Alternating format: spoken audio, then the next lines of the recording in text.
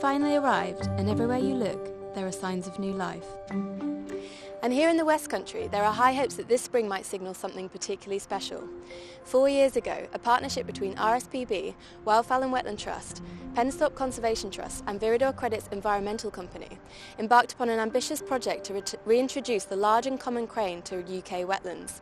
The project has now reached a crucial stage and carries with it a fascinating story. Damon Bridge set up this innovative project and manages the crane's reintroduction. The Great Crane Project is all about reintroducing the common crane, which is a species that disappeared in the UK about 400 years ago, to get it back as a breeding bird.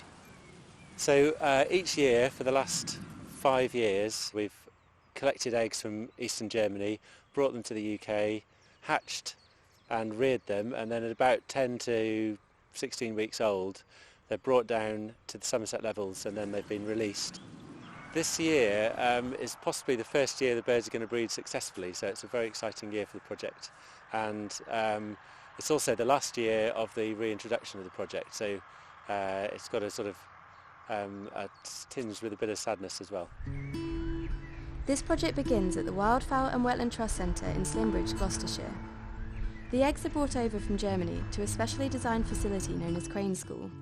Amy King has been their adopted crane mum since the project began and rears and nurtures the young cranes until they're ready to be released.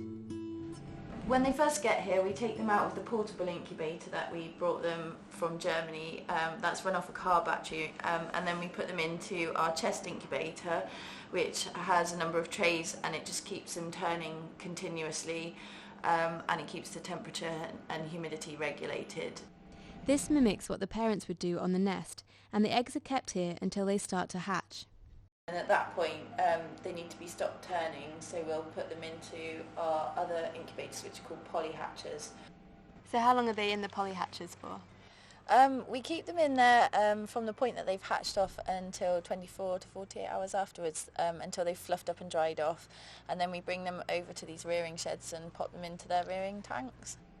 We use models of crane heads whilst we're dressed in our kind of crane costumes, just so that the cranes don't imprint on humans. We want them to be released into the wild. We want them to think that they're actually cranes. We try and bring them up as naturally as possible and simulate everything that their parents would do in the wild, even though it's not exactly the same. People think we're trying to actually look like cranes. We're not really trying to look like cranes, we're just trying to conceal the human form. They actually hit a stage around 6 weeks old where they go through sexual imprinting, so anything that they're kind of associating with at that period can affect where they choose to breed and who they'll choose to breed with. There are now 54 cranes on the Somerset levels. Their breeding behaviour is monitored daily by Damon and his team of volunteers. So this is the monitoring equipment. What is it and how does it work? Okay, so each bird, when they're released, they're fitted with a little radio tag on their leg, and the radio tag emits a signal on they're all on different frequency, and this receiver can pick up that signal, and we can scroll through the different tags on the different birds to work out who's present and who isn't. So basically it tells the bird's somewhere out there. It could be half a mile or a mile or more away.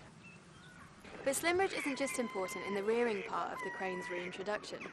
Something extraordinary has been happening here over recent years. Some of the earlier released cranes have now returned to Slimbridge, which means that they're spreading to other wetland habitats. This gives the Slimbridge team a unique opportunity to see these birds from right up close. Jill Birtles is a volunteer here at Slimbridge who has been monitoring crane behaviour since their arrival.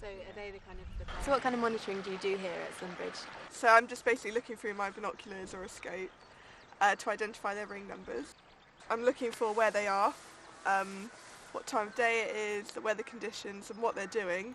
And the main thing is who they're associating with, so who they're with, and even as detailed as how far apart they are from each other. If they're calling, if they're doing their alarm call, I want to see why they're doing it, if there's a predator or if it's just birds flying over. We just want to know how they act in the wild here in the UK. We've seen a lot of the birds courting, so they're doing their sort of flappy dance. We've seen birds fighting, and it's also important to see why they've come here. What is it at Slimbridge that we have that the birds like? Because they're raised here, but they're released in the Somerset levels, and then they fly back. So why they come here, why are they choosing to nest here. It's all really important information. So we've got long-term aim of having 20 to 25 pairs breeding successfully across the levels and moors. We won't know whether we've achieved that till about 2025.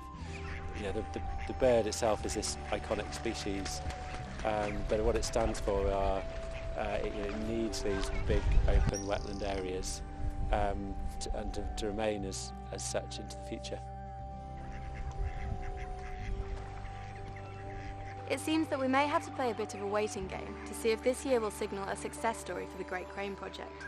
Although these birds are young and inexperienced as parents, the Great Crane Project team hope that this year we may see some crane chicks not just here in Slimbridge, but out on the Somerset levels as well. They hope that this project will not only successfully reintroduce breeding cranes into the UK wetlands, but will also raise awareness as to the importance of the wetlands and the cranes themselves. It may also serve as a model for future targeted conservation work. These beautiful birds are certainly a sight that I could get used to.